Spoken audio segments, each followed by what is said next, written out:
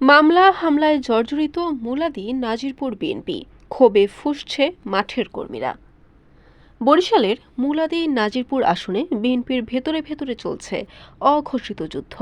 উপজেলা ও পৌর বিএনপির নেতৃত্বে থাকা দুই পক্ষ পরস্পরের বিরুদ্ধে একের পর এক মামলা দিয়ে সংগঠনকে অকার্যকর করে দিচ্ছে, এমন অভিযোগ উঠেছে স্থানীয় নেতাকর্মীদের কাছে।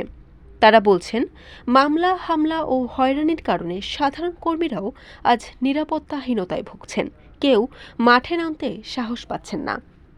২০১৮ সালের নির্বাচনেও একই কৌশল চালিয়ে দলের বহু নেতাকর্মীকে মামলার ফাঁদে ফেলে মাঠ থেকে উঠিয়ে দেওয়া হয়েছিল। অভিযোগ এমনটাই।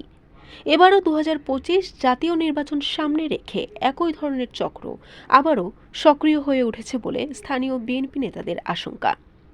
নেতাকর্মীদের ভাষায়, মুলাদিতে বিএনপির আসল প্রতিপক্ষ এখন আওয়ামী লীগ না, বিএনপির ভেতরেরই একটি সিন্ডিকেট। পর্যবেক্ষকদের মতে, এ ধরনের বিভক্তি ও মামলার রাজনীতি চলতে থাকলে আগামী নির্বাচনে বিএনপির মাঠে ঘাঁটি আরও দুর্বল হয়ে পড়বে। সাধারণ কর্মীদের দাবি, দ্রুত কেন্দ্রীয় হস্তক্ষেপ প্রয়োজন, না হলে নির্বাচনমুখী রাজনীতি ভেস্তে যাবে। বরিশাল নিউজ।